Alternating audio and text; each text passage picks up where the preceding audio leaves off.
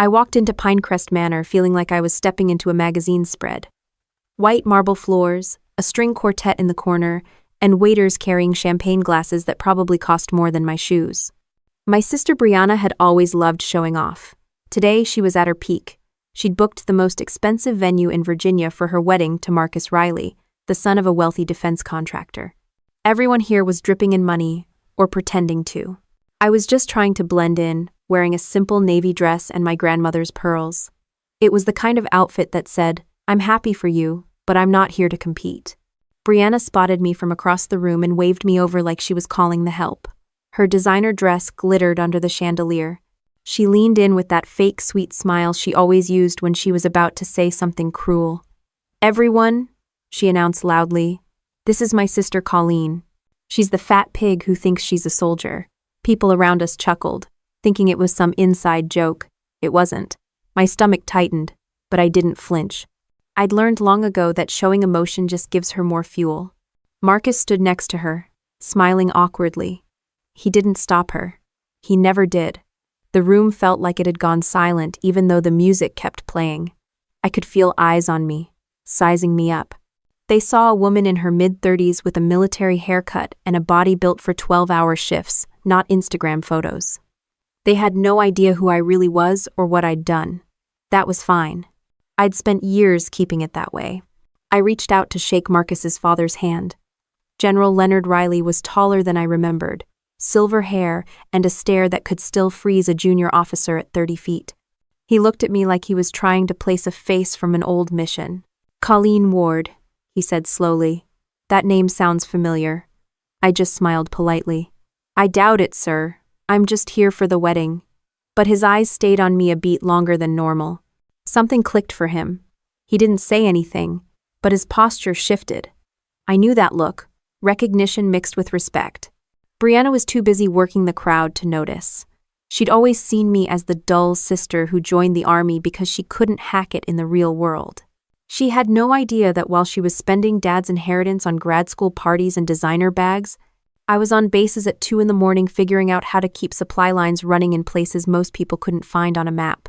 She didn't know that 3 years ago I'd been part of the team that saved Fort Blue Ridge from being shut down, protecting thousands of jobs, including some Marcus's father had quietly lobbied to keep. She thought I was just a fat pig in uniform. I kept my face neutral, but inside my mind was running through every possible outcome. The general recognizing me could be good or bad. Good because he owed me a quiet thank you. Bad because Brianna and Marcus would smell money or influence and start digging. They were like that. I'd watched my sister latch onto anyone with a credit line bigger than hers. Now she'd married into a family that could bankroll her worst instincts. A server walked by with a tray of canapés and I took one just to have something to do with my hands. The taste barely registered. My eyes were on General Riley. He was whispering something to Marcus, who nodded and glanced at me. I could read lips well enough to catch Fort Blue Ridge and logistics officer. My heart sped up. If Marcus figured out who I was and what I'd done for his father's base, he'd start wondering about money. He and Brianna always wondered about money. Brianna looped her arm through Marcus's and dragged him toward a group of donors. I stayed near the back of the room, watching, calculating. The string quartet played something soft and expensive sounding. I took another sip of water and reminded myself why I'd come. To be polite, to show support, to avoid drama. But drama had a way of finding me, especially when Brianna was involved. A few guests tried small talk. They asked the usual questions about my job. I gave my standard vague answers. Logistics work, nothing glamorous. They lost interest quickly. That was how I liked it. The less people knew, the less they could twist. I had nothing to hide, but I'd learned privacy is the best armor when your family treats you like an enemy. From across the room, I caught General Riley looking at me again. He didn't look angry. He looked thoughtful, like a man trying to solve a puzzle. I wondered if he remembered the night we met in a cramped conference room at Fort Blue Ridge. He'd been fighting budget cuts, desperate to save the base. I'd been the junior officer with the numbers and the plan that kept the gates open. He'd barely noticed me then. Now here we were, at his son's wedding, and my sister was calling me a fat pig. Brianna's laughter carried across the room. She was telling some story about how poor Colleen never fit in at parties. People laughed politely. They didn't see the claws behind her smile. I'd spent my whole life being her punching bag, the easy target that made her look better. But this time something was different. The general's eyes on me, the way Marcus's expression had shifted it, was like the air in the room had changed. They weren't laughing with her anymore. They were wondering what they didn't know. I adjusted my pearls and straightened my posture. I wasn't going to give her the show she wanted. Let her think she'd won this round. I'd been underestimated before. It never lasted long. A waiter offered me another drink. I declined and glanced at my watch. The ceremony would start soon. Brianna was posing for photos, Marcus smiling stiffly beside her. General Riley was still standing near the edge of the crowd, arms crossed, eyes on me. He didn't look away when I met his gaze. He gave the smallest nod, almost respectful. I nodded back, just once. No one else noticed. Brianna was basking in attention, oblivious. Marcus was checking his phone. The guests were laughing, drinking, making small talk. And I stood there in my simple dress, the so-called fat pig, waiting for the next move without showing a single crack. I tightened my grip on the water glass and stepped a little closer to the window, watching the manicured lawn outside Pinecrest Manor. My shoulders still held the stiff posture of an officer on duty even though this was supposed to be a day off. Years in uniform do that to you. They shape how you stand, how you breathe, how you keep your face calm even when someone's trying to humiliate you in public. 3 days a week, I'm up before dawn on base, running logistics briefings for people who outrank me by decades. We don't have glitzy parties or fancy titles. We have spreadsheets, convoy schedules, and the constant pressure of making sure no one downrange goes without what they need. That's the job. No glamour, no headlines. Just making sure a soldier gets a spare part in time so a vehicle rolls instead of stalls. People like Brianna think it's boring. They have no clue how much hinges on the boring stuff. I still remember the first time I walked into Fort Blue Ridge. Back then, it looked like it was on its last legs. Outdated warehouses, broken forklifts, and rumors of a shutdown spreading through the ranks. Civilian employees whispered about layoffs. Families wondered if they should move before the housing market tanked. It wasn't my decision to save the base, but when my CO asked for volunteers to audit supply lines, I raised my hand. We spent weeks knee-deep in dusty files and bad contracts, finding waste no one wanted to admit existed. My late husband Mark used to say I had a bloodhound nose for numbers. He was the one who taught me to dig until the real problem showed up. By the time the task force finished, we'd cut enough overhead to make the base competitive again. Congress kept it open. Thousands of people kept their jobs. General Riley, then a colonel, flew in for the final briefing. He shook a lot of hands that day. I wasn't one of them. Junior officers don't get their names on plaques. We just go back to work. That's the part Brianna never understood. She thinks the military is parades and medals. She doesn't see the weekends spent on call, the deployments that don't make Facebook posts, the endless policy reviews. She saw my pay stubs once and laughed, saying I worked like a mule for a teacher's salary. I didn't bother explaining the satisfaction of a supply mission done right or a program that saves jobs. She wouldn't hear it. When Mark died in a training accident 6 years ago, the Army gave me the standard death gratuity, $400,000. It was supposed to pay off our mortgage and cover living expenses until I figured things out. I did pay off the mortgage, but instead of sitting on the rest, I invested. Not recklessly, not with insider tips, just careful, boring investments in companies I understood. One of those was a small logistics contractor bidding for work at Fort Blue Ridge. They needed capital to expand. I believed in their model, so I wrote a check. The contractor grew. My investment grew. Nothing illegal, nothing secret. But I never advertised it, because the Army takes conflicts of interest seriously, and because I wanted my promotions to be earned, not questioned. My bank statements don't scream rich. They whisper, comfortable. That's how I like it. Now, standing in Brianna's ballroom of a wedding, I felt the old discipline settle over me. Keep your voice level. Keep your hands still. Let the storm blow itself out. That was my training, on base and at home. But I also felt something new, a low burn under my ribs. Not anger at the insult I'd heard worse, but at the pattern, the way Brianna always assumed she could knock me down because no one important was looking. This time, someone important was looking. I caught General Riley's reflection in the window glass. He was still watching me, and I could tell he wasn't just thinking about a wedding. He was thinking about a base, about supply chains, about a nameless officer who'd done the math and saved his command. He might not know my name yet, but he knew enough to pause.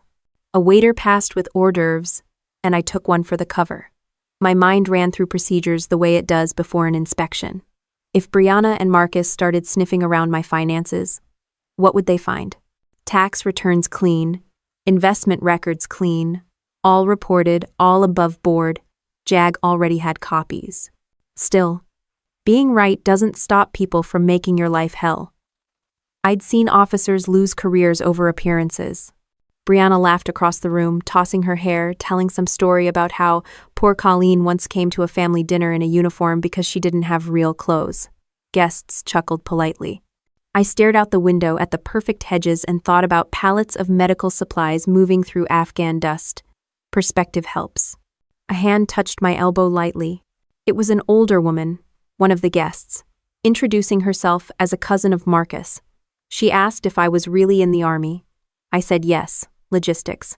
She blinked, surprised, then murmured something about how nice before walking away. That was the civilian world's reaction. Vague approval, no comprehension. That's fine. I wasn't here to recruit fans. In the distance, Brianna's voice rose again, calling me, "Our family's rough around the edges, hero," in a tone that made hero sound like embarrassment. I inhaled slowly, exhaled slower. Mark's old advice echoed in my head. Don't wrestle pigs, you both get dirty and they like it. I smiled to myself at the irony. My phone buzzed in my purse. A text from a coworker on base about a supply delivery schedule for Monday. Even off duty, the job followed me. I typed a quick answer, my thumbs steady. Work was predictable. Family wasn't. The string quartet shifted to another song. Guests drifted toward their seats for the ceremony. Brianna swept past me with a cloud of perfume, not even looking. Marcus trailed behind, glancing back at me once. Expression unreadable. General Riley stayed near the entrance, still watching. I squared my shoulders, finished my water, and stepped toward the seating area. Whatever happened next, I'd handle it the way I always had. One step at a time, no drama, no weakness on display. Years of uniform had taught me that. Years of being Brianna's sister had taught me something else entirely. I left Pinecrest Manor later that evening, with my dress still smelling faintly of champagne and perfume. The air outside was cooler than the ballroom had been, sharp enough to clear my head. My boots clicked on the stone walkway as I walked to my car. I didn't look back at the glowing windows of the reception hall. Inside, Brianna was probably still playing The Perfect Bride. I started the engine, set my phone face down on the seat, and drove away without music. At 6 the next morning, my phone buzzed again. I was sitting at my kitchen table in base housing, coffee mug in one hand, laptop open to a logistics dashboard. The message was from Brianna. Lunch this week? We need to talk about the family future. Marcus wants to be there too. No emojis, no warmth. I read it twice. It wasn't a request. It was a setup. Brianna had always operated like that. A mix of fake sisterly concern and quiet threats. Family future meant money. It always meant money. My thumb hovered over the reply button. Then I set the phone down and focused on my coffee. Let her wait. On the screen, supply numbers scrolled by in neat columns. Trucks, pallets, flight times. Numbers were simple. People were not. My inbox pinged with another message, this one from a colleague forwarding a link to a wedding blog. Brianna had posted pictures already. There I was, in the background of a shot with a caption calling me her loyal sister in uniform. My jaw clenched. She was already rewriting the narrative for public consumption, casting herself as the supportive bride and me as the humble sibling. At 9:15 a.m., my doorbell rang. It was a courier with an envelope addressed to me. Inside, a glossy invitation to a family financial planning dinner at a private club in downtown Richmond, hosted by Brianna and Marcus Riley. RSVP requested. I stared at the heavy cardstock. It wasn't even subtle. My phone buzzed again, this time with a call. Howard Steele's name flashed on the screen. He'd been my financial advisor since Mark's death, a calm voice who never tried to sell me anything I didn't need. I answered. Got your text, he said without preamble. You sure you want to meet them? I haven't agreed to anything yet. You might want to know, he continued. A firm out of Arlington pulled some of your public filings yesterday. They didn't break any laws, but they're sniffing. Checking on your investments, your Shell LLCs, the contractor at Fort Blue Ridge. It's all legal, but they're looking for something. I pinched the bridge of my nose. Brianna, I'd bet money on it, Howard said. Marcus's family has connections. They'll frame it as due diligence. You need to decide whether you want to engage or shut it down. I'm still hoping it's just curiosity. You don't hire a firm like that for curiosity. I thanked him and hung up. The envelope still lay on the table. The embossed letters looked expensive, like everything else Brianna touched. Around noon, another message from her popped up. Please confirm lunch today. Marcus and I really want to discuss opportunities. Dad-in-law might join. That last sentence said everything. She was dangling the general like bait. I opened a fresh notebook and started a list. Not a dramatic one, just facts, dates of texts, names of firms, the times they'd pulled my filings. Years in the Army had taught me to keep records. By 3 p.m., I'd had enough coffee to make a decision. I texted back, lunch works, tomorrow, noon. Better to face her than give her room to spin stories. The next morning, as I laced up my running shoes, I thought about Mark. He'd always said my biggest strength was staying calm, while someone else lost theirs. You're like a chess player, he'd told me once. You see 3 moves ahead. He'd meant it as a compliment. On my run around the base perimeter, my mind lined up the facts. Brianna was married into a powerful family but deep in debt. Marcus had a job title but no real power. Together they'd found out just enough about my career to suspect there was more behind the curtain, and they were coming for it under the banner of family. Back home, I showered, put on a simple black dress, and drove to the restaurant Brianna had chosen, a high-rise club with valet parking and a view of the river. Inside, everything smelled like money, polished wood, quiet staff, perfectly folded napkins. Brianna was already there, of course, at a corner table. Marcus sat beside her, looking like he'd rather be anywhere else. She stood up, air-kissed my cheek, and gestured for me to sit. Colleen, thank you for coming, she said brightly. We're so excited to talk about our plans for the future. I bet you are. I kept my tone polite. Marcus cleared his throat. We think there are some opportunities where we can all benefit. Brianna feels like we should start working together, as a family. Brianna poured herself wine before noon. You've been so successful, Colleen. We're proud of you. But military pensions aren't what they used to be. You should let us help you manage things, invest together. Marcus has great contacts. I let her talk. Years of briefings had taught me to listen first. She slid a folder across the table. I didn't open it. What's this? I asked. Just some ideas, she said with a sweet smile. Family trust structures, foundations, things like that. We could really leverage your position. Oh, my position. She said it like a chess piece. I looked at Marcus. He avoided my eyes. His hand tightened on his glass. Brianna? I said calmly. You're making a lot of assumptions. I'm just thinking ahead, she replied. You work so hard. You deserve to enjoy your success. We're family. We should share. The words, we should share, hung between us like smoke. I pushed the folder back toward her. I'll think about it. Her smile slipped for a second. Then she laughed softly. Don't take it the wrong way, Colleen. We're just looking out for you. Of course you are, I said. We finished lunch mostly in silence. She filled the gaps with small talk about honeymoon plans. Marcus stared at his plate. When the check came, she signed it with a flourish. Outside, the sun was bright on the river. I put on my sunglasses and walked to my car without looking back. My phone buzzed again. A message from Howard. Call me as soon as possible. More movement on the filings. I waved. I slid behind the wheel, started the engine, and sat for a moment. My hands rested steady on the steering wheel.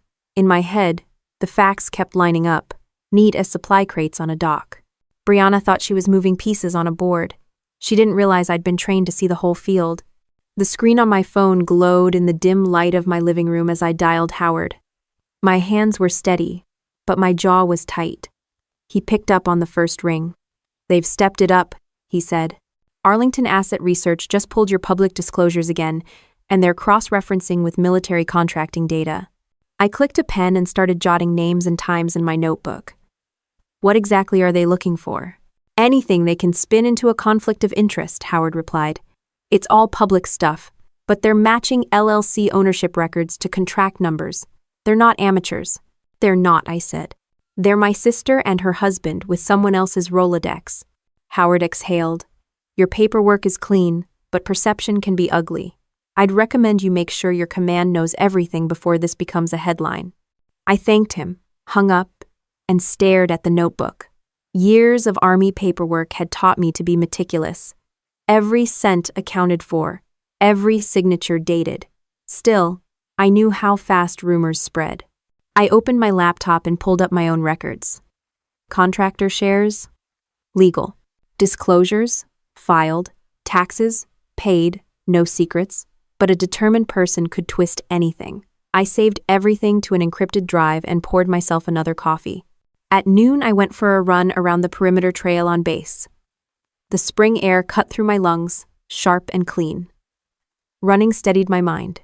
Each stride gave me another piece of the puzzle. Brianna wanted control. Marcus wanted access. Together, they'd hired a firm to dig into a decorated officer's finances. That wasn't curiosity. That was leverage. Back at my apartment, I showered, pulled on jeans and a plain t-shirt, and sat at the kitchen table. My phone buzzed with a text from Brianna. Hope lunch yesterday helped. Marcus thinks we should formalize something soon. Dad-in-law is curious about your work. I didn't reply. Instead, I opened a blank email to my commanding officer. Subject line, Proactive Disclosure.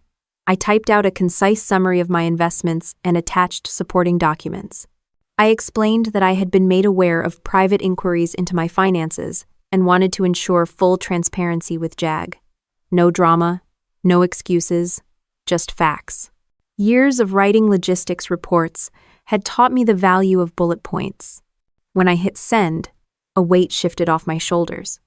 Not relief, exactly just readiness. That evening, Howard sent me a file through Secure Link. This is what I've found so far, his message read. I opened it. Screenshots of Marcus's credit pulls. Brianna's new lines of credit. Emails between them and a law firm specializing in estate disputes. Notes from the PI about my possible hidden assets. They weren't just fishing. They were building a case. I scrolled through the files slowly. My sister's debts were staggering. Maxed out cards, overdue loans, a mortgage underwater on a property she'd bought for investment. Marcus wasn't much better high-end cars leased under shell companies, business ventures failing quietly. Their lifestyle had been smoke and mirrors for years. My pen moved across the notebook as I wrote down the key points, not to use as a weapon, but as a shield. If Brianna dragged my name through the mud, I needed proof of her motive. The next morning on base, I dropped by the JAG office. The captain on duty raised his eyebrows when I handed him my packet. You're ahead of the game, he said. I'd rather you hear it from me than from a blogger, I answered. He flipped through the papers quickly. Looks fine. We'll log it. I thanked him and left. The sun glinted off rows of Humvees parked on the lot. Soldiers moved in practice patterns, loading gear, checking manifests. It was a rhythm I knew by heart. Reliable. Predictable. Not like family. On the drive back, my phone rang. Howard again.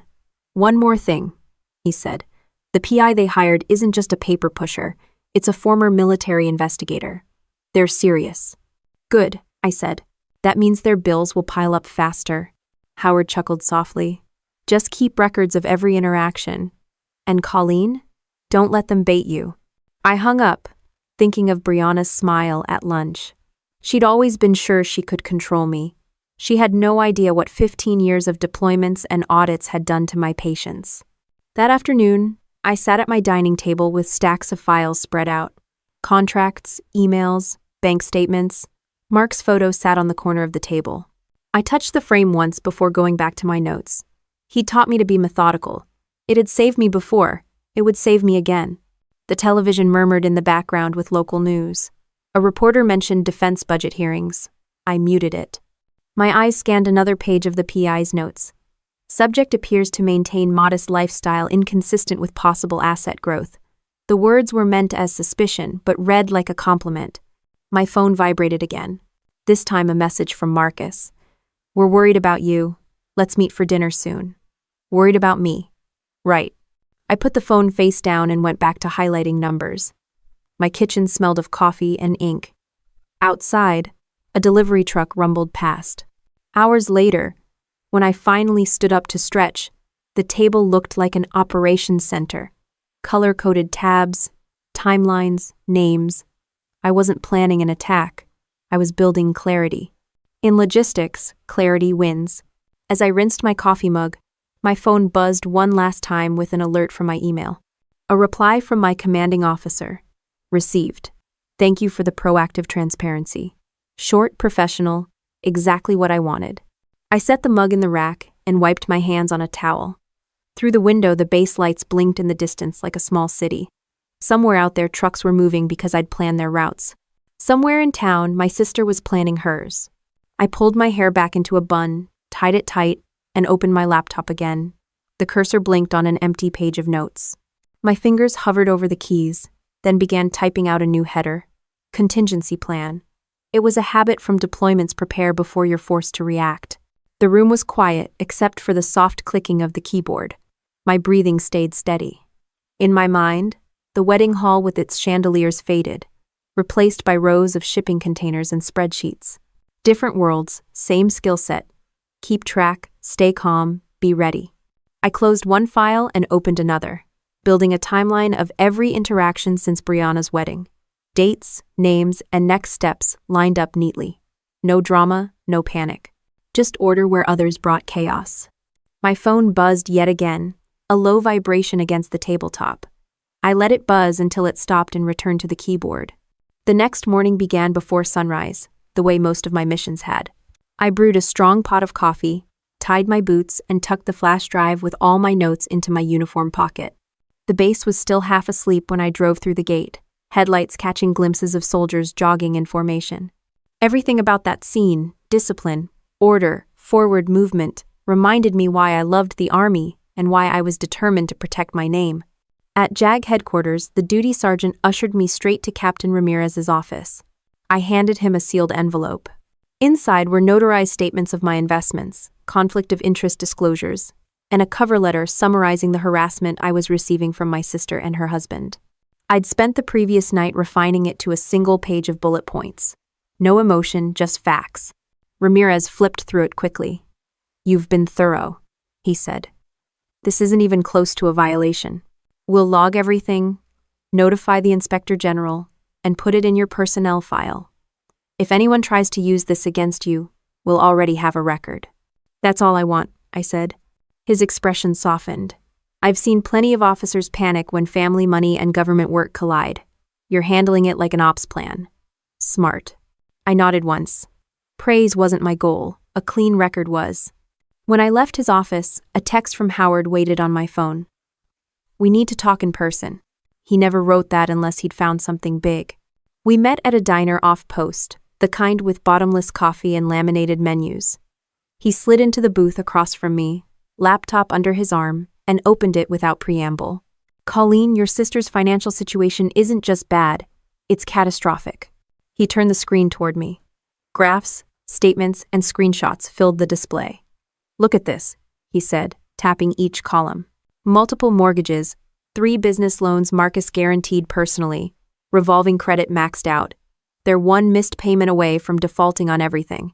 I studied the numbers. Years of logistics had taught me to read patterns at a glance. "They've been living like this for how long?" "Since before your promotion," Howard said. "I traced Marcus's LLCs. Most are shells. He's been pitching failed tech startups to investors while covering losses with new credit lines. Brianna's been co-signing." I pushed my coffee aside. "And now they're aiming at me to fill the hole." He gave a grim nod. "Hiring that investigator wasn't cheap either. They're betting they can force a payout." I leaned back against the vinyl seat. The hum of conversation around us faded as I considered my next move. This wasn't about embarrassment anymore. This was about survival for them, and for me if they dragged me down with them. Howard closed the laptop. I can get affidavits from credit agencies confirming the debt. I can also document the PI's contract. If this turns into a formal complaint, it'll show clear motive. Do it, I said. And send a summary to Captain Ramirez. I want Jag to see exactly who's trying to smear me. He smiled faintly.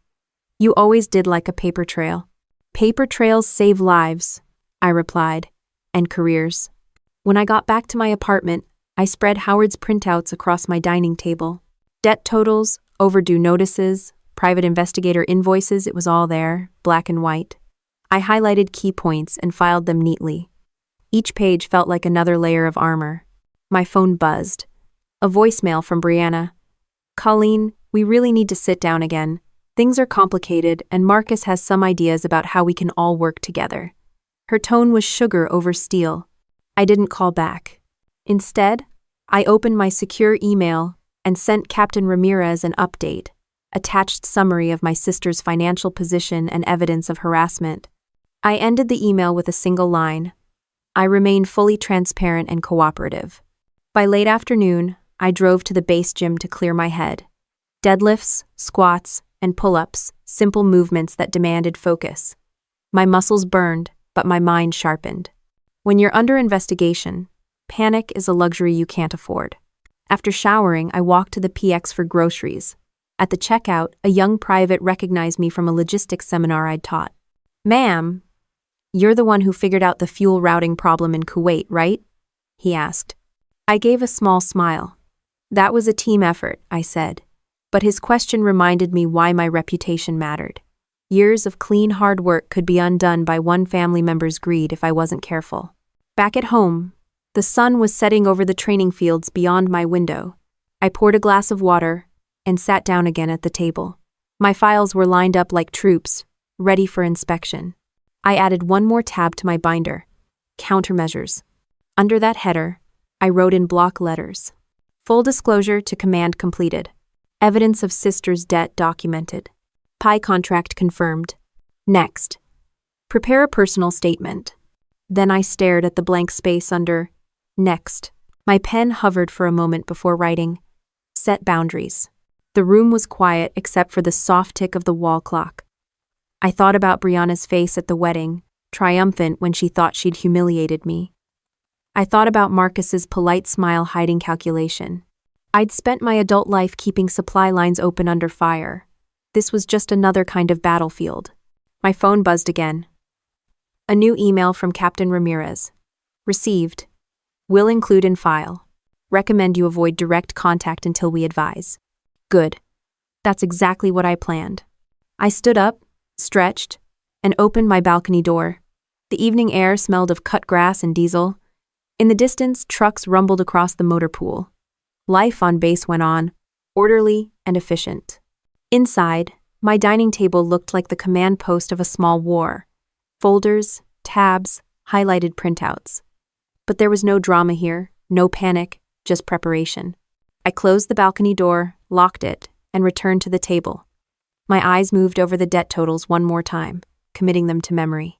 Then I slid the files into a locking briefcase and set it by the door. The briefcase clicked shut with a sound that felt final, but not finished. Not a line drawn in the sand, just another box checked on the plan. I picked up my empty coffee mug, washed it, and set it upside down on the drying rack. Outside the window, the sky deepened to navy, and the base lights flickered on one by one like small, steady beacons. My breathing matched their rhythm. Calm, deliberate, steady. Nothing about the moment looked dramatic from the outside. Just a soldier finishing paperwork at her kitchen table. But every detail, the files, the disclosures, the binder, was part of the same quiet move, taking control before someone else tried to. And as the clock ticked forward, the only sound in the room was the faint buzz of the refrigerator, steady as a heartbeat, while my plans settled into place piece by piece. Sliding the locking briefcase under my arm, I left my apartment the next day dressed in a simple black sheath dress and a pair of low heels. It was deliberate. No uniform, no insignia, nothing Brianna could twist into an image of arrogance. The restaurant she picked was the same high-end spot she'd used for our last family lunch. This time, though, I arrived early enough to watch the setup. The host led me to a window table with a panoramic view of downtown. Crystal glasses sparkled under soft lighting, and the menu prices could have funded a squad's training weekend. I set my briefcase down beside my chair and ordered water. No wine, no distractions. At 11:55 sharp, Brianna and Marcus appeared at the entrance. She wore a cream-colored suit that probably cost more than my car. Marcus, in a navy blazer, carried himself like a man trying to look in control. They approached with bright smiles that didn't reach their eyes. "Colleen," Brianna said, leaning in for a perfunctory cheek, air kiss. "You look wonderful." "Thank you," I replied evenly. Saturday. A server poured wine into Brianna's and Marcus's glasses. They didn't offer me any, which was fine by me. Brianna opened the menu with a practiced flick of her manicured fingers. "I took the liberty of ordering the Bordeaux again," she said. I nodded once. "Water's fine." Marcus smiled tightly. "We wanted to clear the air. Family is important after all." Brianna placed the menu aside and leaned slightly forward. "Colleen, I've been thinking about our situation. We're at a point where transparency benefits everyone." I sipped my water. "Go on." Her tone stayed sweet, but her words sharpened. "Dad always respected people who understood business, and Marcus here, he's been very successful advising families with complex assets. We thought we could help you structure things better, protect yourself, maybe even use some of your connections for defense contracts." Marcus chimed in. "We're talking about a win-win. Your investments could open doors and our expertise could streamline everything. We'd all benefit." I set my glass down carefully. "My finances are already structured," I said, "and I don't mix personal family ties with Army contracts." Brianna's smile tightened. "That's admirable, but you've been discreet. Some might find that secrecy troubling, especially given your position. The Army takes conflicts of interest very seriously, doesn't it?" There it was. The threat, dressed up as concern. "Yes," I said calmly. "That's why JAG has a full file of my disclosures. My command is aware of everything." End of chapter. For the first time, Marcus's confident mask slipped. He glanced at Brianna. She blinked twice, then reached for her wine glass. "Well," she said brightly, "I'm glad you're prepared. We just want what's best for everyone." "I'm sure you do," I replied. The server arrived with appetizers. None of us reached for them. The tension across the table was thick enough to cut. Brianna tried again. "Colleen, this doesn't have to be adversarial. We're family. We could build something big together, a foundation, a trust, whatever you want. Imagine the good we could do." I leaned in slightly, matching her tone. "Brianna, you called me a fat pig at your wedding in front of 300 people. Then you hired someone to investigate me. That's not family, that's a business move." Her face froze. Marcus cleared his throat. "Emotions were high at the wedding. Let's not dwell." "I'm not dwelling," I cut in softly. "I'm clarifying." "That." Brianna placed her wineglass down with a faint clink. "We've done our homework, Colleen.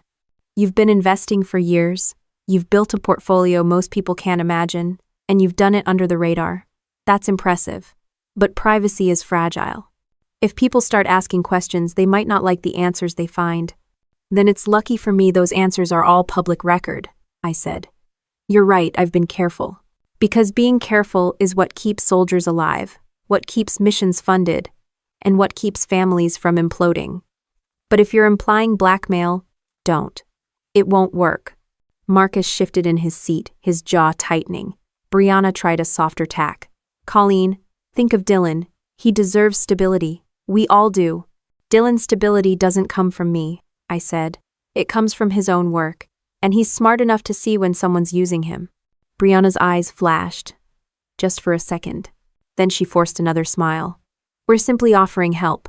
You could make a contribution to a family trust. In return, we'd handle the public side. You'd keep your privacy. We'd all win." I folded my hands on the table. "I'm not contributing a dime to anything you or Marcus control." The silence that followed was sharp. A server came to refill our water and wine. Even he seemed to sense the tension. Brianna tried one last angle. "You've always been the big sister, Colleen.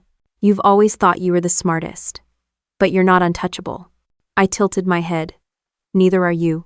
Marcus raised a hand slightly. "Maybe we should cool down." I reached into my briefcase, pulled out a thin folder, and laid it on the table. "This," I said, is a copy of the evidence I've already given to JAG, your debts, your PI contract, your communications with a law firm specializing in estate disputes, everything. Brianna's face drained of color. Marcus stiffened. I continued in the same calm tone. You're right about one thing.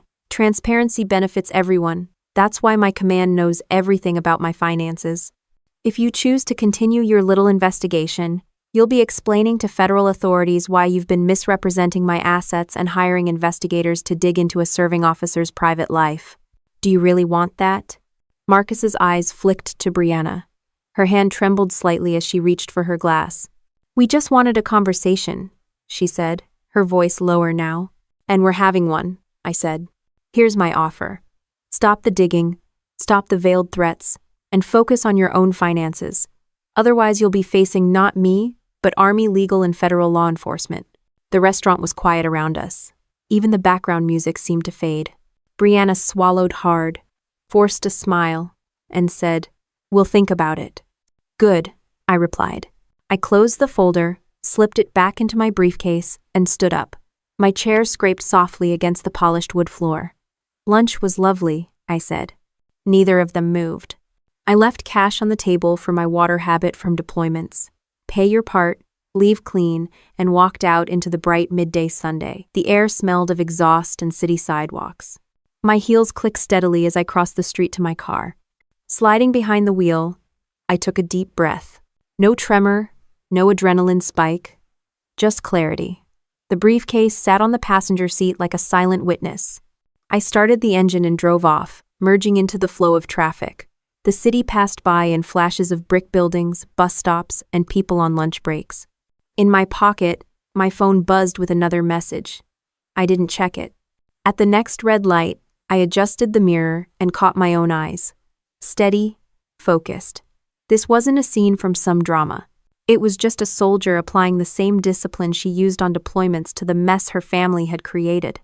The light turned green. I pressed the accelerator, the engine humming smoothly as the city blocks rolled past. The briefcase stayed closed, my hands stayed firm on the wheel, and the road stretched ahead like any other route I'd planned, each turn already mapped out in my head.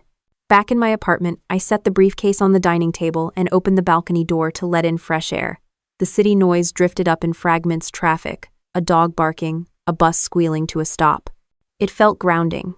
I loosened my hair, rolled up my sleeves, and pulled the binder of notes toward me. Everything from the lunch was still fresh. Brianna's forced smile, Marcus's twitchy hands, the glint in her eyes when she said, untouchable. End quote. I plugged in my laptop and opened a blank document titled Response Plan. Old habits from deployments kicked in automatically. Header. Objective. Below it I typed, neutralize harassment, maintain legal compliance, preserve reputation. Under resources, I listed Howard's documentation, JAG file, financial records. Under risks, I wrote public perception, command distraction, Dylan's involvement. A faint buzz from my phone signaled an incoming email. It was from Captain Ramirez. Reviewed your latest update.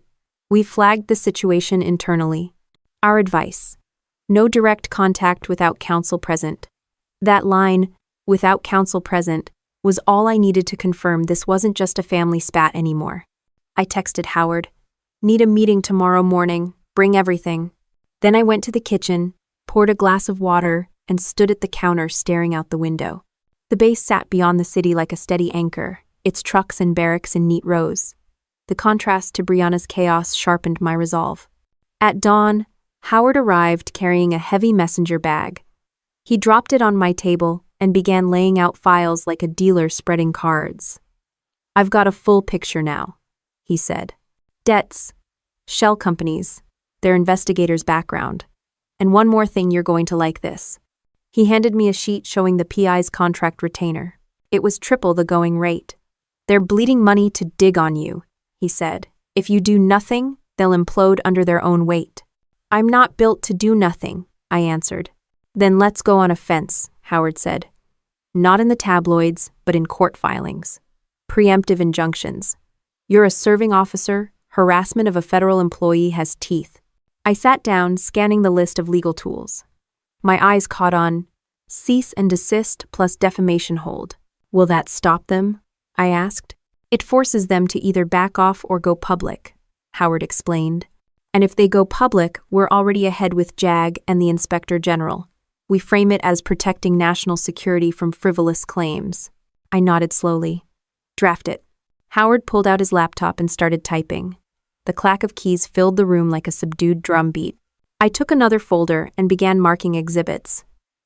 Brianna's messages, Marcus's credit lines, the PI's invoices.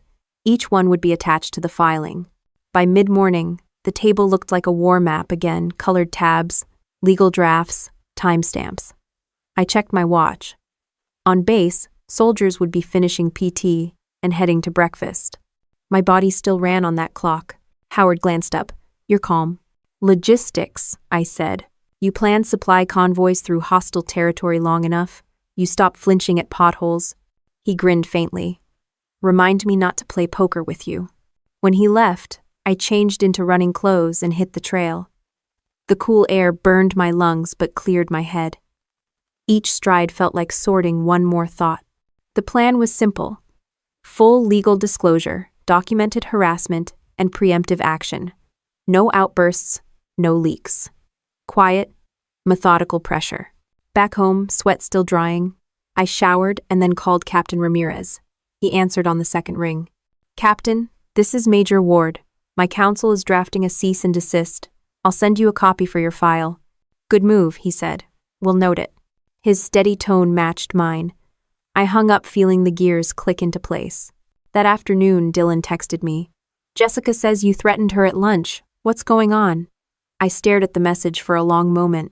Then I typed back, no threats, just facts. You're welcome to read what I filed with JAG. No reply came. I turned back to the table. Howard's draft email arrived with the subject line, initial letter. I opened it. The text was crisp, formal, unambiguous. It cited harassment of a federal employee, intentional misrepresentation of assets, and attempts at coercion.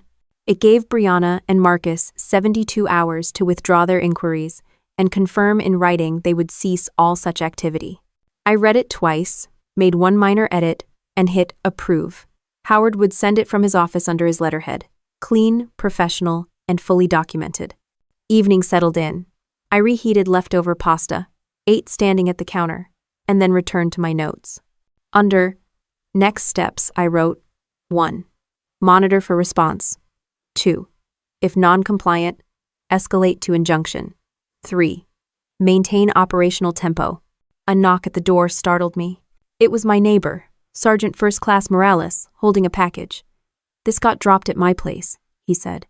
I thanked him, took the envelope, and closed the door. Inside was a glossy brochure for a family wealth summit scheduled for next month.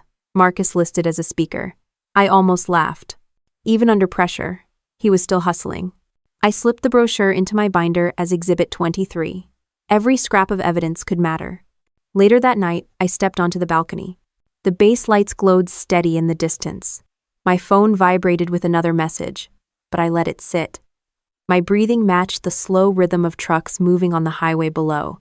On the table behind me, Howard's draft letter waited to be sent. My binder lay open to the countermeasures tab, each exhibit lined up like a neat row of supplies. The smell of coffee lingered from the afternoon pot. I closed my eyes for a moment, not in fatigue but in focus. In the Army, you learn to live between crises, to prepare in the quiet stretches so you're ready when the noise comes. This was no different. When I stepped back inside, I shut the balcony door, sat at the table, and pulled the binder close.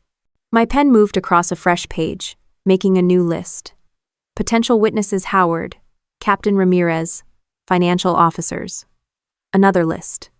Potential triggers: media leak, regulatory inquiry, Dylan's involvement. No panic, no drama, just planning. The same skill set that had saved convoys in Iraq and budgets in the Pentagon was now aimed at a different battlefield: my own family's greed. I set the pen down, took a slow breath, and looked at the rows of evidence. Each page was another step toward control. Not revenge for its own sake, control, order, and a clean record. Outside the window, a bus hissed to a stop and then rolled on. The refrigerator hummed softly. My hand rested on the binder's cover. I didn't feel like a cornered target. I felt like a soldier setting up a perimeter quietly, precisely, before anyone realized the lines had already been drawn. And as the night deepened, that quiet perimeter held, each piece of paper a stake in the ground, each plan a route out of chaos, the rhythm of discipline steady under my fingertips. The morning of the scheduled meeting dawned crisp and bright. I was up before my alarm, ironing my dress uniform with the same precision I used for inspection day. My medals caught the sunlight as I pinned them on, a reminder of every operation I'd completed without compromise. Today wasn't a combat mission, but the stakes felt similar. I arrived at the JAG conference room 15 minutes early. Captain Ramirez and Howard were already there, seated at a long, polished table. Howard's laptop glowed, files neatly stacked beside it. Ramirez gave me a nod. "We'll keep this formal but straightforward," he said. "Good," I replied, setting my briefcase down. Through the glass wall, I could see the hallway beyond civilian shoes, stepping nervously, muted voices. Then Brianna appeared, flanked by Marcus and their attorney, a slick man in a dark gray suit who introduced himself as Daniel Price. His handshake was firm but perfunctory. Brianna tried for poise, but her eyes darted around the room. Marcus looked as though he'd aged 5 years since our last lunch. "We all Saturday," Ramirez opened the session. "We're here to address concerns raised about Major Ward's financial activities, and to clarify any misunderstandings regarding her role as an officer of the United States Army." Price launched in first. "My clients have come across information suggesting Major Ward may have undisclosed financial interests that pose a potential conflict of interest with her military duties. They've made inquiries in good faith to protect their family's integrity." Alu. Howard slid a folder across the table toward Ramirez, who opened it and glanced at the contents. "Major Ward has provided full disclosure of her investments to this office and to the Inspector General," Ramirez said. "Her activities are entirely lawful and documented. What concerns us are the actions of your clients, which may constitute harassment of a federal employee." Brianna's composure cracked slightly. She folded her hands but couldn't keep them still. Marcus cleared his throat. "We're simply asking for transparency." Howard spoke calmly. "Transparency isn't obtained through private investigators and anonymous legal probes. Here's documentation of the PI contract your client signed, including payment schedules." He pushed another folder across the table. Price glanced at the pages, his confident rhythm slowing. "Regardless," he said, "my clients are entitled to raise questions about family assets." I finally spoke. "Raising questions is one thing. Hiring a firm to dig through my life and feeding rumors to regulators is another. You've crossed the line from curiosity to coercion." Brianna's eyes flicked up to mine, then back down. Marcus shifted in his seat. Ramirez leaned forward. "Major Ward has been proactive in documenting these events. We're prepared to forward evidence to federal authorities if this harassment continues. I advise your clients to consider their next steps carefully." That. Price opened his mouth, but Brianna interrupted, her voice a little too sharp. "We're not harassing anyone. We're just trying to ensure our family isn't blindsided." I looked directly at her. "You blindsided me at your wedding in front of 300 people. You've been building a case behind my back. If you were worried, you could have asked me directly. Instead, you chose threats dressed as concern." Silence spread across the table. Ramirez folded his hands. "Major Ward, do you have any additional documentation for the record?" "Yes." I opened my briefcase and laid out 3 color-coded binders. "This contains every disclosure, tax filing, and contract I've signed in the last 10 years. It also contains a summary of my sister and brother-in-law's outstanding debts, which establishes motive for their actions." Price's eyebrows shot up. "That's irrelevant." "It's directly relevant," Howard cut in smoothly. "If your clients plan to make formal complaints, motive will be examined." Brianna's face paled. Marcus's jaw clenched. The weight of the paper between us felt heavier than any weapon. I continued, my voice level. "I've built my career on transparency and discipline. I won't allow either of you to use my service as leverage for your debts. This is your notice. Stop the investigations, withdraw any pending complaints, and stay out of my affairs." End of FRA. Price turned to his clients, murmuring urgently. Brianna whispered back, her knuckles white. Marcus stared at the table. Ramirez's voice cut through the tension. "Major Ward, your disclosures are complete and sufficient. This office finds no evidence of misconduct. Unless your relatives have new, credible information, this matter is closed from our end. I sat back slightly, hands still folded. I didn't feel triumph, just clarity. Howard leaned closer and spoke quietly but firmly. We're prepared to file an injunction if necessary, but we'd rather resolve this now. Price looked at Brianna. You need to decide, he whispered audibly enough for the room to hear. Brianna swallowed, her eyes flicking to me. We only wanted to protect the family, she said weakly. You protect family by telling the truth, I answered. Marcus shifted, his voice hoarse. What if we withdraw everything? Howard responded. Then this ends here. No more PIs, no more legal fishing expeditions. You focus on your finances, she focuses on her career. Price nodded slowly. That's advisable. Brianna let out a shaky breath. Fine, we'll withdraw. I didn't smile. I simply gathered my binders. Good, I said. Ramirez stood. We'll note that on the record. If anything changes, Major Ward will be informed. The meeting concluded with a rustle of papers and the scrape of chairs. Brianna rose stiffly, her designer suit suddenly looking like armor that didn't fit. Marcus avoided my gaze. Price collected his folders quickly, muttering something about paperwork. I shook Ramirez's hand. Thank you, I said. Stay the course, Major, he replied. Howard and I walked out together into the corridor. Textbook, he said quietly. Textbook doesn't always mean over, I replied, my voice even. He gave me a sidelong glance but didn't press. Outside, the sunlight was bright but cool. I paused at the top of the steps, inhaling slowly. Soldiers crossed the courtyard in uniform, their movements crisp and unhurried. Life went on. Howard handed me a slim envelope.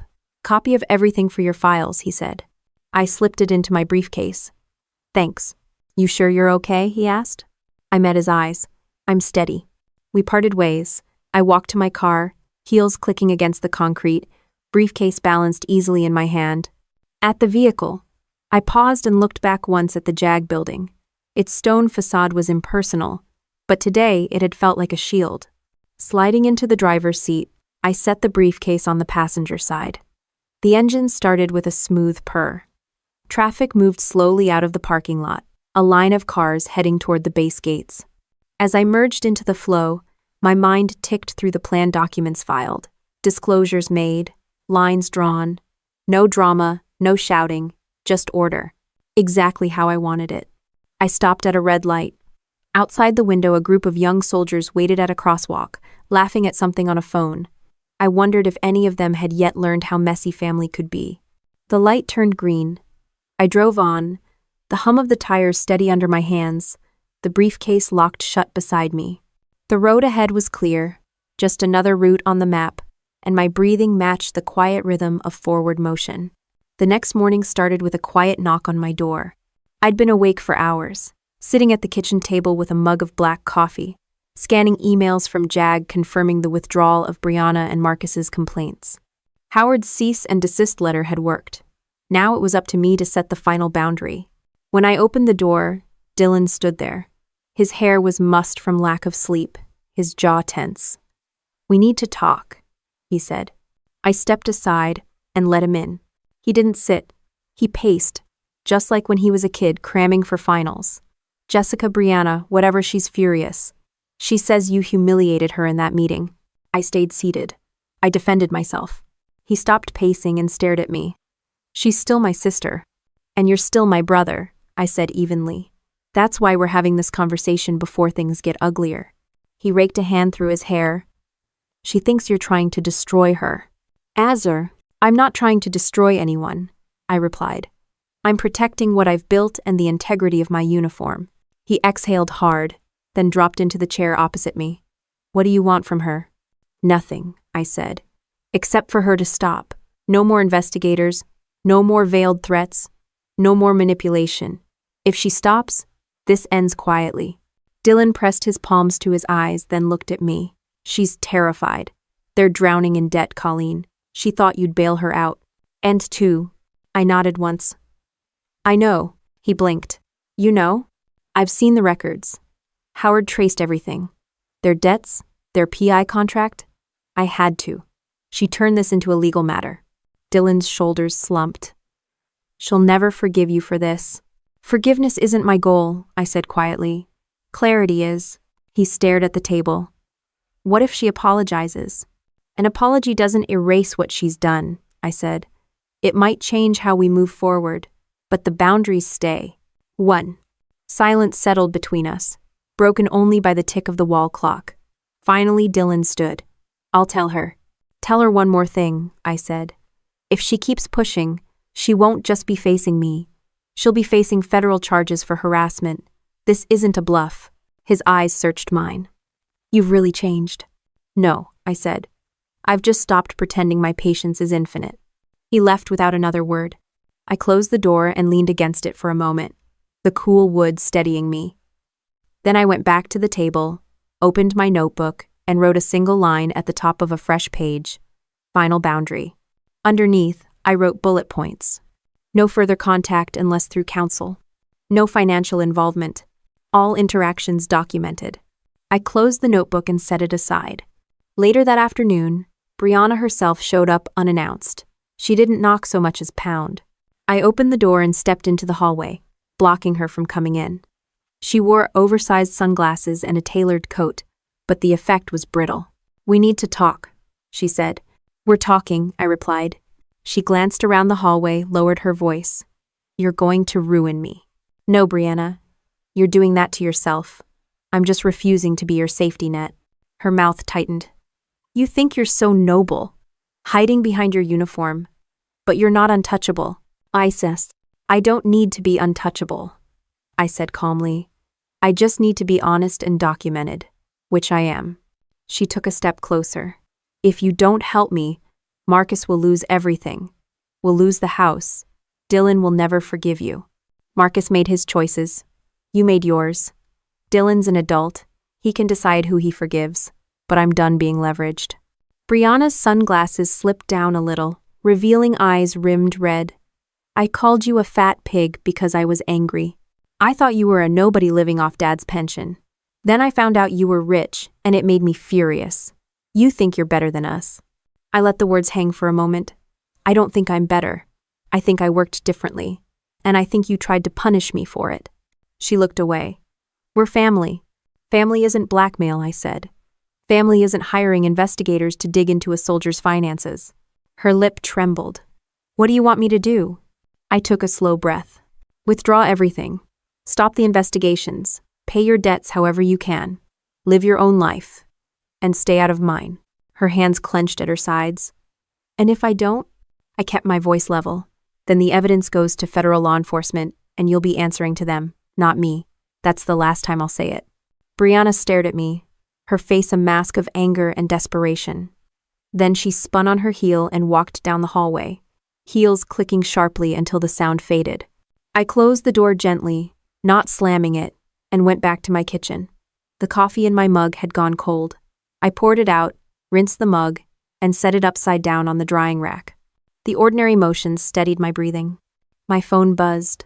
A message from Howard. Got confirmation from JAG withdrawal filed. Everything documented. I typed back. Good. Thank you. Then I walked to my small balcony. The evening light painted the base in muted gold, trucks moving like clockwork on distant roads.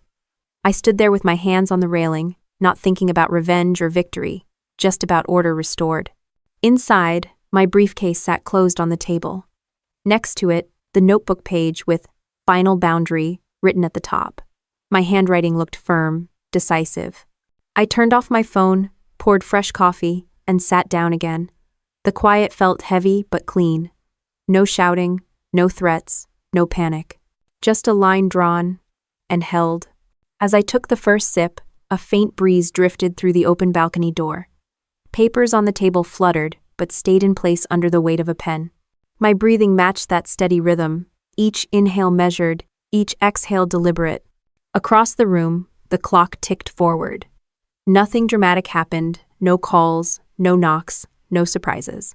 Just a soldier at her kitchen table, holding her ground with the same discipline she'd brought to every convoy, every briefing, every long night overseas. I glanced once at the closed door, then back at my notes.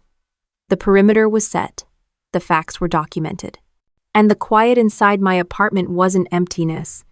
It was space to think, space to move, space to keep living on my own terms. A week later, the sound of boots on gravel outside my building signaled the mail delivery. I opened the door to find an envelope from the county courthouse final paperwork confirming the withdrawal of all complaints and the closing of any preliminary inquiries tied to my name.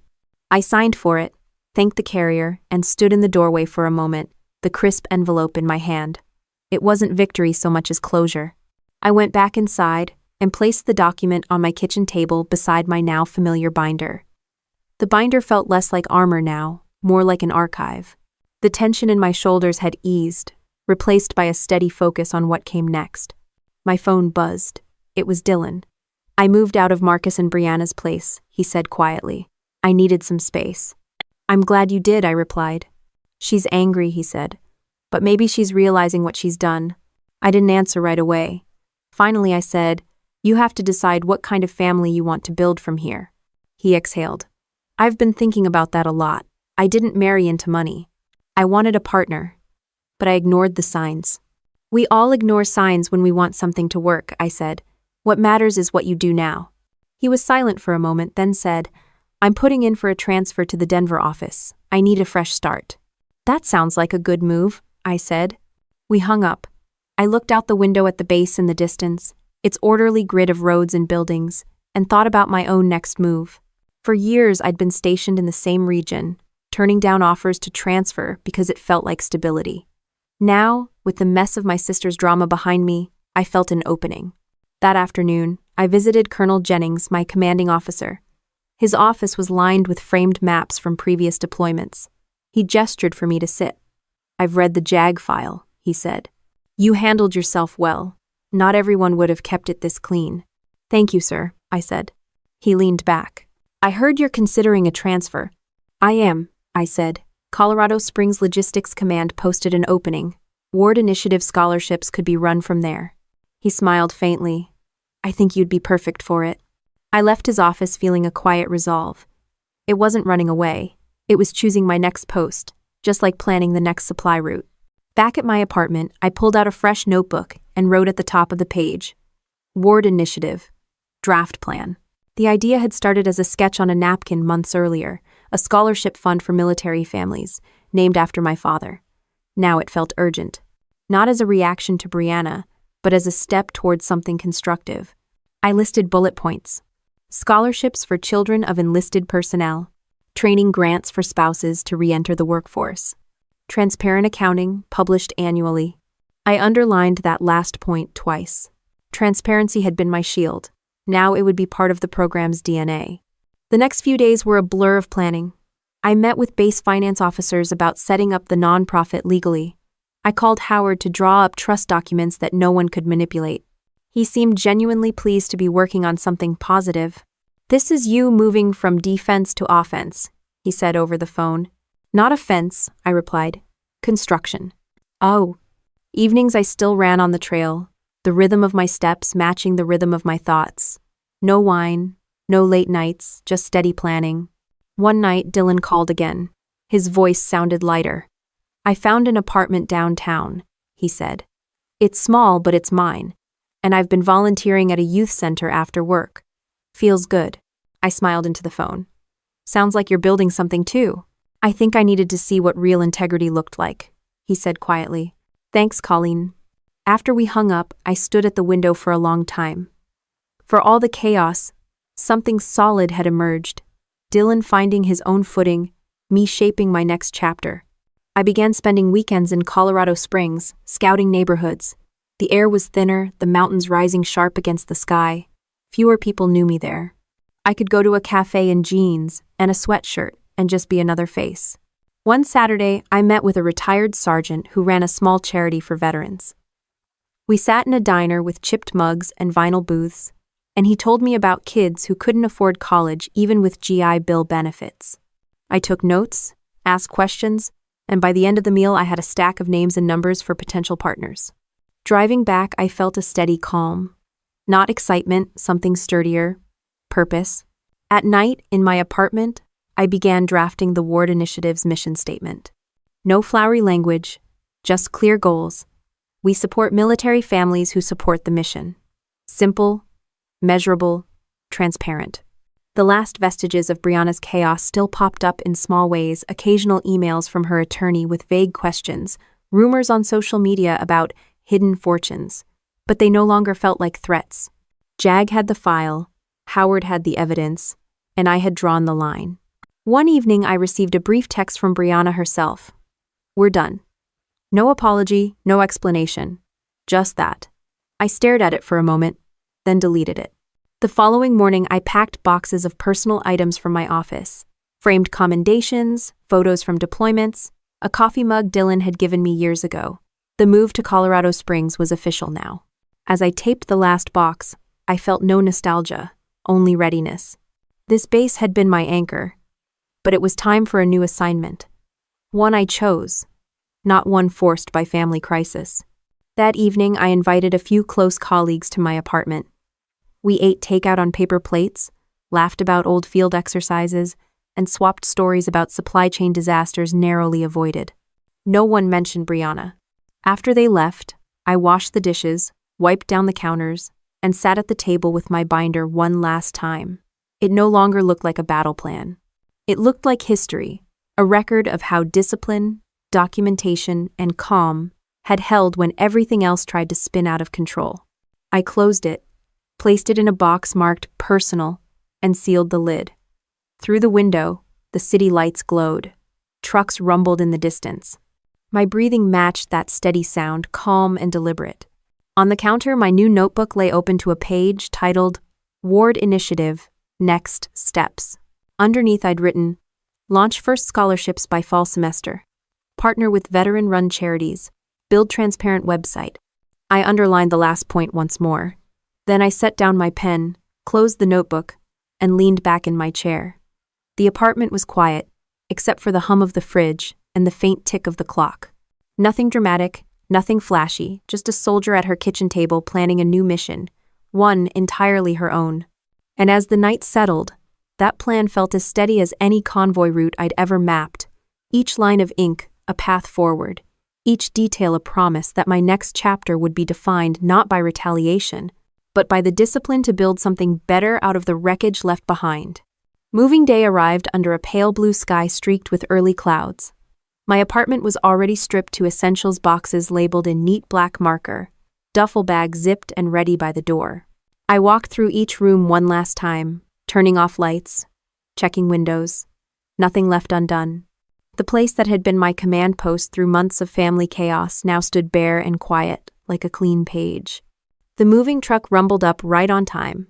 2 uniformed movers shook my hand politely and began carrying out the boxes. I watched them load my life into the truck piece by piece, binders, framed commendations, even the worn coffee mug Dylan had given me when he was 16. Not as a symbol of anything, just an object that had survived every PCS and deployment. By midday, I was on the highway, headed west, the truck following behind me. The road to Colorado Springs rolled open under a high sky, the Rockies sharpening on the horizon as the miles passed. Each exit marker felt like a checkpoint cleared.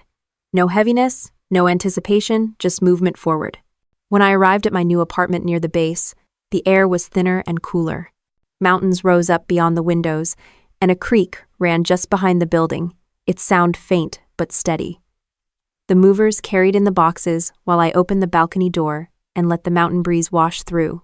Unpacking didn't take long. I set up my desk, first laptop, printer, and a fresh notebook labeled Ward Initiative Launch. The binder of old documents went on the lowest shelf of the bookcase. I didn't need it for defense anymore. It was simply part of my history. That evening, I walked the neighborhood. Families were out on porches, kids riding bikes, a retired master sergeant watering his garden.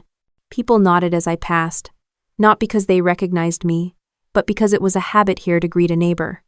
I liked that. The next morning, I reported to my new post at the Logistics Command. The office was larger but quieter than my old one, filled with spreadsheets and supply forecasts instead of gossip about who was investigating whom. Colonel Matthews, my new CO, welcomed me with a firm handshake. "We've heard about your record," he said. "Glad to have you here." "Glad to be here, sir," I replied. And I meant it. During lunch, I walked across base to meet a small group of spouses and enlisted members who had volunteered to help with the ward initiative. We sat at a long table in the Family Resource Center, papers spread out between us. One spouse, a young woman named Carla, told me about her husband deploying for the third time and their struggle to pay for her nursing classes. A staff sergeant described his daughter's dream of studying engineering but not qualifying for enough aid. I took notes, asked questions, and outlined the first scholarships. "We're going to make the process simple and transparent," I told them. "No hidden hoops, no vague promises. Clear criteria, public accounting." Heads nodded around the table. After the meeting, I drove to a quiet park at the edge of town. Sitting on a bench overlooking the creek, I called Dylan. "How's Denver?" I asked. "Good," he said. "Work's busy, but I like it." And I met someone. My eyebrows rose. That was quick. "She's a teacher. Doesn't care about money. Doesn't even know about all that." I smiled into the phone. "Good. Keep it that way until you're sure." He chuckled. "I've learned my lesson." Then his tone softened. "Colleen, thank you. Not just for what you did, but for showing me you can set boundaries without losing your integrity." "That's the only way to keep your integrity," I said. We talked for a few more minutes about ordinary things. The weather, a new hiking trail he wanted to try, then hung up. I sat on the bench for a while longer, watching the water move over stones. In the weeks that followed, the ward initiative took shape quickly. Howard flew out once to finalize the trust documents. We opened a small office on base, staffed by 2 volunteers and a part-time accountant. Applications began arriving. Handwritten letters, emails from deployed parents, transcripts from kids who'd been scraping by. Reading them reminded me of the early days with Mark, when every extra dollar felt like a lifeline. I kept my own life simple. No big purchases, no flashy announcements. The website launched quietly with a single page. Ward initiative supporting military families. Donations started trickling in from colleagues and old contacts who respected the privacy. On base, my work in logistics ran smoothly. The rhythm of planning convoys, managing supply chains, and auditing budgets felt like second nature. But now there was a different energy behind it. Not defense against family sabotage, but the satisfaction of building something constructive. One Friday evening, Colonel Matthews stopped by my office. "Saw the article in the local paper about your scholarship program," he said. "Good work." "It's just getting started," I replied. "Everything starts small," he said. "Keep at it." When he left, I turned off my computer, closed my office door, and walked out into the cool mountain dusk. Soldiers were finishing PT on the field, their cadence echoing faintly. The sight felt familiar but lighter, like a song you know by heart played on a new instrument. That weekend, Dylan visited. We grilled burgers on my small balcony, the mountains glowing pink at sunset. He told me about the teacher he was dating and his new volunteer work. I told him about the first batch of scholarship applicants. There was no talk of Brianna. At one point he said quietly, "You seem happy." "I am," I said. "Not because everything's perfect, because it's honest." He nodded. "Me too." After he left, I sat with a cup of tea on the balcony, listening to the creek below. My phone buzzed once with a text from an unknown number. I ignored it and set the phone aside. I thought of Brianna for a moment, where she might be, what choices she might be making now. Not with anger, not with triumph, just as a fact of life moving on elsewhere. Inside, my desk was covered with applications for the next round of scholarships. Kids from small towns, spouses studying at night, people who reminded me of who I'd been years ago. I felt a quiet satisfaction reading their goals: engineering, nursing, logistics, cybersecurity. Real work, real futures. I picked up one application, scanned the neat handwriting, and smiled. Then I set it down and opened my laptop to review the budget. Every number lined up, every donation logged. Transparent, clean, and ready to scale. The clock ticked softly. Outside, the mountains darkened under a clear sky. My breathing stayed steady, not from discipline now, but from ease. I closed the laptop, leaned back in my chair, and let the silence of the apartment settle around me. No briefcase of evidence, no frantic notes, no looming confrontation. Just a soldier who had learned that holding her ground and then building something better was its own form of victory. As the evening deepened, the creek kept moving over stones, steady and unhurried. The mountains held their shape in the fading light. And inside my small apartment, I sat with a cup of tea, a stack of applications, and the knowledge that I had turned a family war into a mission of service without losing my honor, my discipline, or my sense of who I was. Looking back on everything now, it doesn't feel like a revenge story so much as a lesson in boundaries. My sister tried to use shame and leverage to pull me into her chaos. I responded with discipline, transparency, and the same planning I'd used to move convoys through war zones. It worked not because I fought harder, but because I refused to fight dirty. I've learned that honor isn't a slogan you repeat at ceremonies. It's the small, consistent decisions you make when nobody's watching, documenting the truth, saying no to manipulation, keeping your promises even when you're tired. That's what allowed me to walk out of that wedding, that lunch, that jag room, with my head up and my record clean. Now, as I sit at my desk in Colorado Springs reviewing scholarship applications, I see faces of young people and families who want a fair chance, not a handout. They're the reason I built the Ward Initiative, the reason I left the chaos behind. In helping them, I'm not erasing what happened with Brianna. I'm transforming it into something useful. I don't need an apology from her, and I don't need to win. I needed to protect my integrity and build something better out of the wreckage. That's exactly what I've done. And every time a military kid gets a scholarship letter with our logo at the top, I know that the quiet choices I made choosing discipline over drama, service over spectacle, were the right ones. That's the real ending of this story. Not the confrontation, but the steady work afterward. Honor as action. Revenge as setting a boundary. Service as the way forward.